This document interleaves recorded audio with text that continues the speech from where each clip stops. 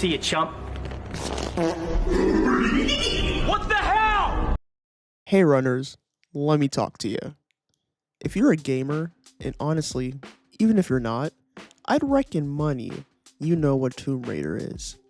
You play as Lara Croft, traveling across the world, fighting bad guys, breaking ancient curses, hunting treasure, and surviving in the wild. Me personally, I love the Tomb Raider franchise. Back when I first got the fourth heir to the House of Sony, one of the first games I got was Shadow of the Tomb Raider. And from there, I realized what true love really was. Shadow was what introduced me to what's known as the Survivor Trilogy, the rebooted version of the Tomb Raider games developed by Crystal Dynamics. That trilogy really made me a fan.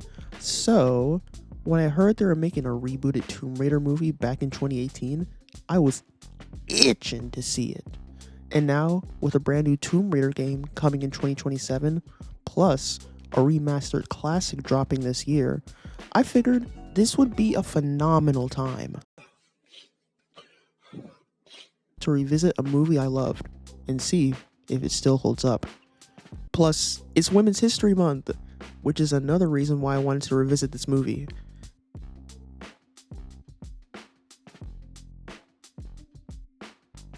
It's a perfect time to talk about a story centered around one of gaming's most iconic female characters.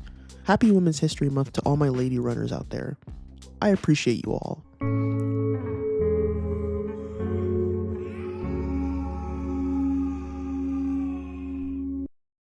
Make sure you tell the important women in your life that you love and appreciate them. Hence to therefore, lace up those boots, put your hair up and square up, cause we're raiding some tombs. Was that a better transition? Spoiler alert.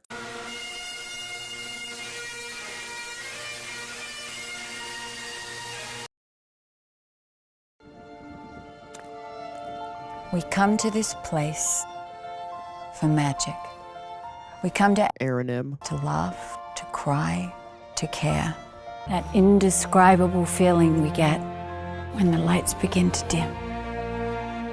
And we go somewhere we've never been before. Dazzling images, sound that I can feel, and stories feel perfect and powerful. Because here they are. Ariquel. We make movies better.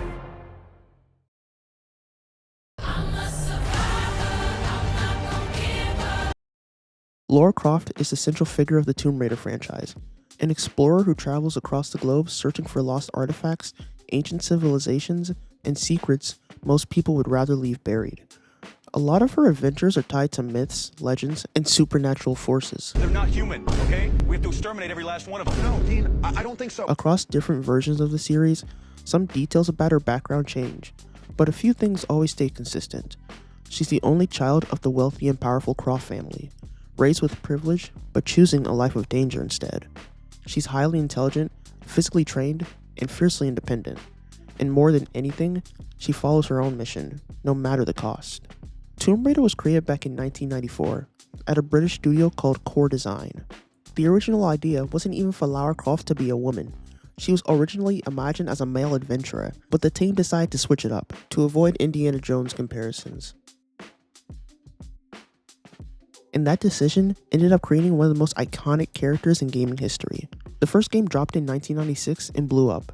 It mixed exploration, platforming, combat, and puzzle solving in a way that felt fresh at the time. Lara became a gaming icon almost overnight. Over the years, the series had ups and downs, but in 2013, it was fully rebooted with what's known as the Survivor Trilogy, the games I was talking about earlier. Tomb Raider 2013, which the movie is adapted from, Rise of the Tomb Raider, and Shadow of the Tomb Raider reimagined Lara as younger, less experienced, and way more human. This version leaned darker and more grounded, focusing on survival, emotional growth, and showing how she transforms into the Tomb Raider we know and love. Since we talked about the games, I thought I'd mention the previous Tomb Raider films also. In the late 90s, Paramount grabbed the film rights for the franchise, and in the early 2000s, 2 Tomb Raider films were made starring Angelina Jolie. They were financially successful, but didn't exactly win critics over, and plans for a third film died when Jolie stepped away from the role. After the early 2000s movie ran their course, Warner Bros. And MGM both ended up acquiring the film rights to the franchise. And by the early 2010s, the plan was clear. Reboot it. Completely. There were a few people who were rumored to play the role of Lara, which included Megan Fox,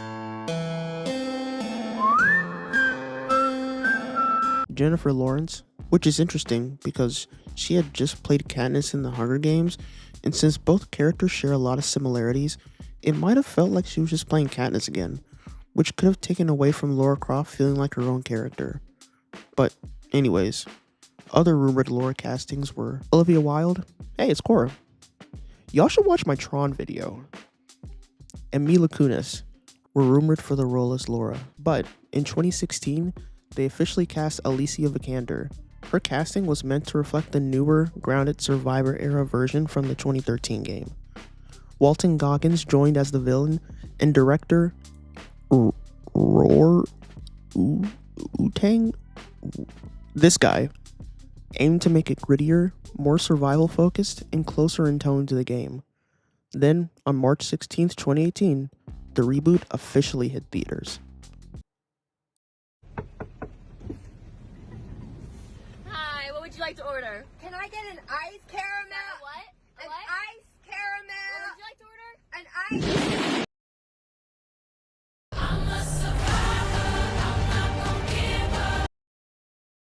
The movie opens with Richard Croft, Lara's dad, narrating the legend of Queen Himiko, an ancient ruler of Japan who, according to myth, possessed terrifying supernatural power. The story says she could bring death with nothing more than a touch. Fearing her power, her own generals supposedly chained her and exiled her to a remote island deep within the Devil's Sea, where she was sealed away beneath the mountains, entombed so her power could never escape. We then meet Lara Croft. She's athletic, sharp, sarcastic, impulsive, and clearly capable. But she's not this polished heiress most people would expect. Instead of living off her family fortune, she's broke, working a normal job and taking risks for money.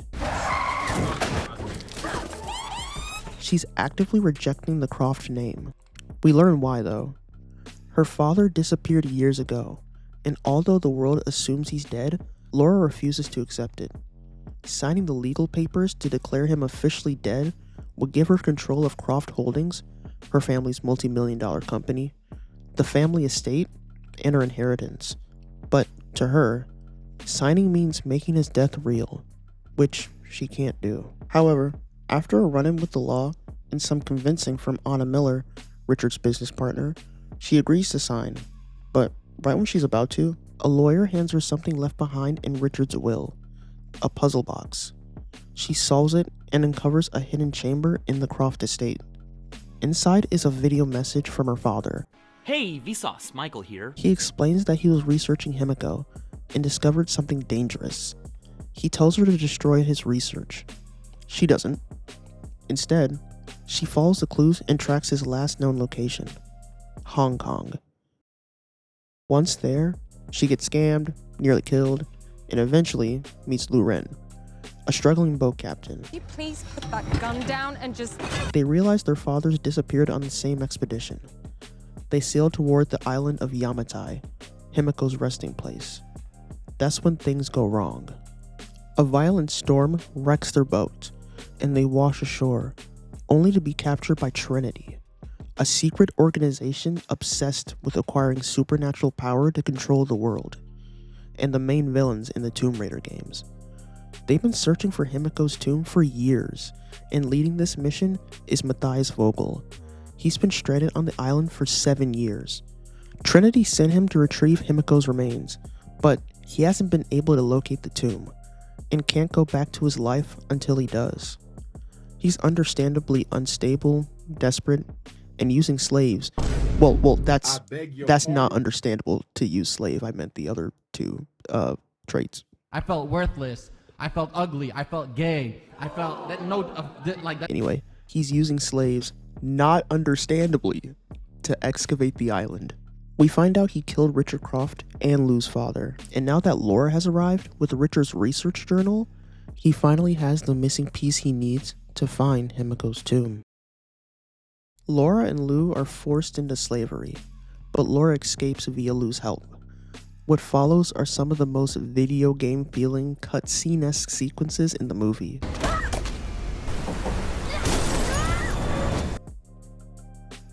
At night, she's ambushed by a Trinity guard, and in a raw and intense moment, kills someone for the first time.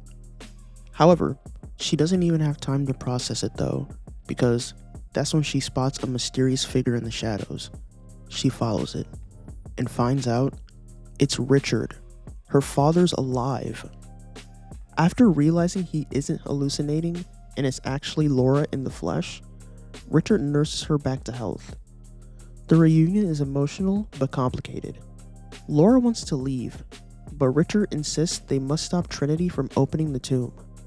Lara goes back against her dad's wishes and frees Lou and the remaining prisoners, but Matthias captures Richard and forces Lara to guide them through the tomb. Inside, they face traps meant to keep people in instead of out, while on top of that, facing the ordeals of Himiko, tests and challenges set up by Himiko's guard to further deter people from freeing her. They eventually reach Himiko's chamber, and that's when the truth is revealed. Himiko wasn't a mystical sorceress. She was a carrier of a deadly pathogen. The disease wiped out her people, but she herself showed no symptoms. Realizing she could unknowingly spread it to the world, she chose exile. She and her followers isolated themselves on Yamatai, and she had herself sealed inside the tomb, so the infection would never leave the island. The supernatural power was biology, not magic. Unfortunately, they discovered this the hard way. Richard unfortunately becomes infected. Knowing there's no cure and refusing to let Trinity weaponize the virus, Richard sacrifices himself. He destroys the tomb to prevent the infection from spreading and to stop Trinity from ever taking Himiko's remains. Lara is left to face Matthias alone. In their final confrontation, she uses the infection against him, transferring it to his body. As the disease rapidly takes hold, she pushes him off a ledge, killing him. She escapes the collapsing tomb and gets off the island with Lou and the rest of the captives, using Matthias' satellite phone to call for rescue. Back home, Lara finally signs the inheritance papers, but now with a purpose. And in the final reveal, we learn Anna is secretly working with Trinity. The entire push to have Richard declared dead wasn't just about inheritance. It was strategic. Trinity has influence everywhere, even inside Croft Holdings. Instead of running from her family name, Lara accepts it, and she vows to take Trinity down.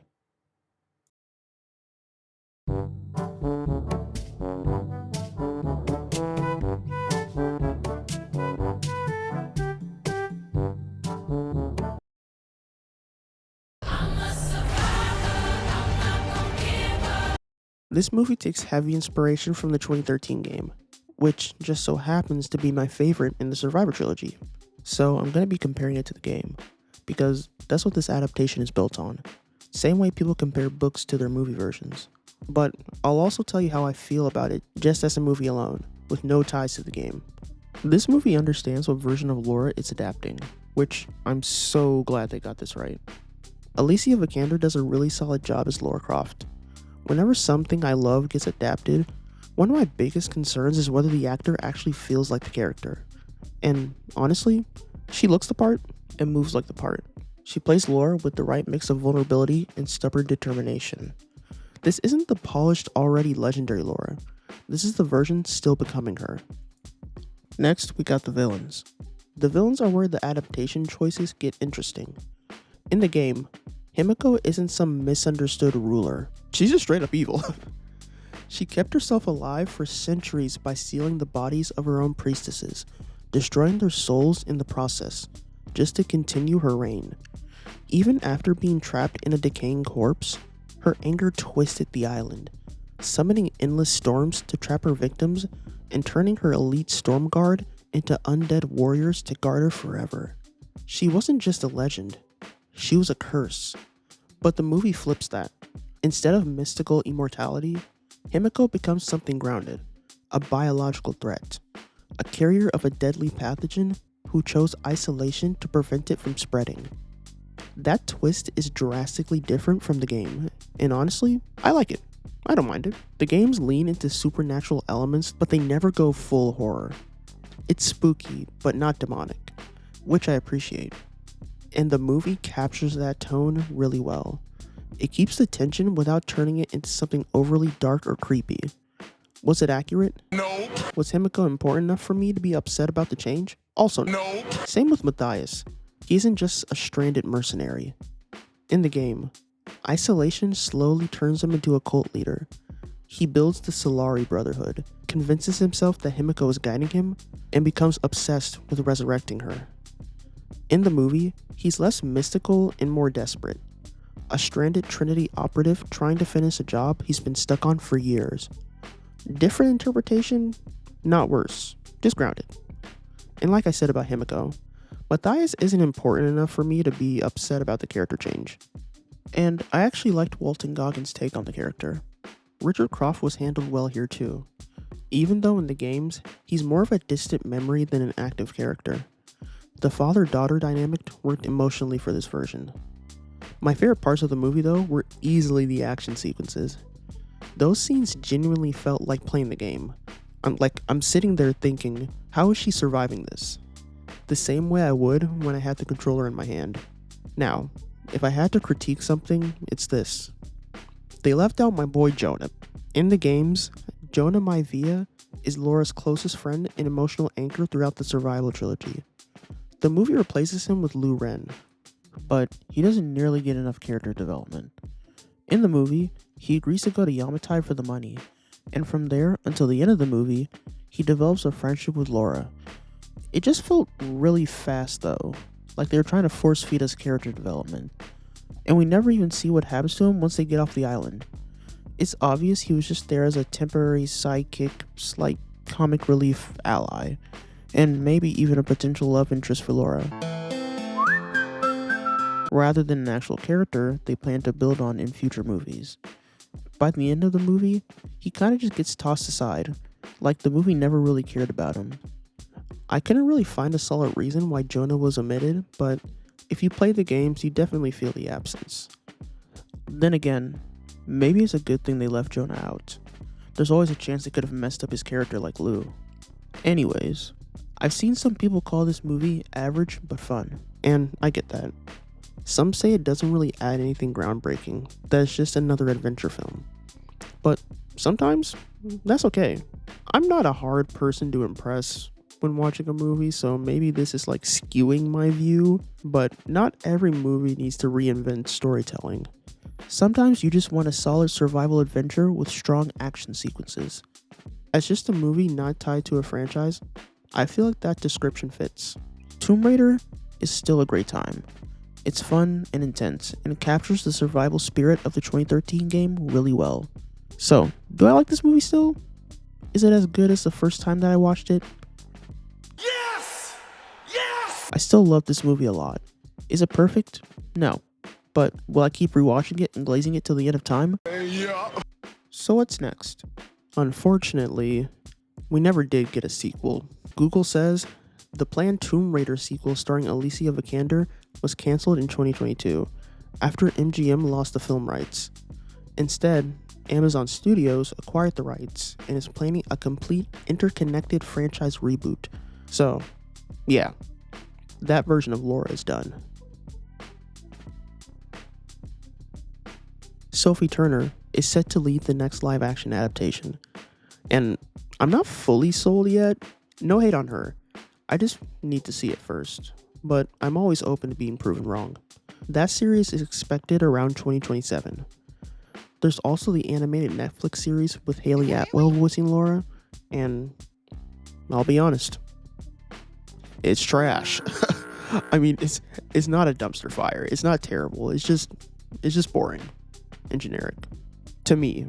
That said, Tomb Raider as a franchise is far bigger than movies, TV, and the Survivor trilogy. There are decades of games if you need a little more Laura in your life and want classic tomb raiding puzzles, mythology, and adventure.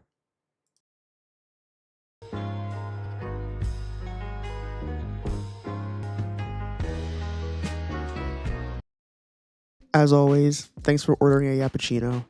I really wanted to do this movie for a while, so I'm glad I got to talk about it.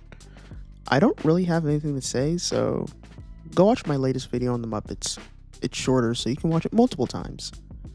We're on the road to 100 runners. We're almost there, and once we hit that goal, I'm gonna be doing something different and crazy and cool to celebrate. So, like and subscribe, share, and I'll see you later, runners. Never say that you're all alone when you've got Aaron and videos. Aaron and it's him, and we always win. So your day is never looking grim. Movies and TV and all shows. Look at all of his videos. The channel's great, you don't need to hate. Ladies, I'm available for a date. The best community on the site. No matter if it's day or night. Here it's always funner because we're all runners. Like and subscribe, please don't be a bummer. Oh yeah, yeah, yeah.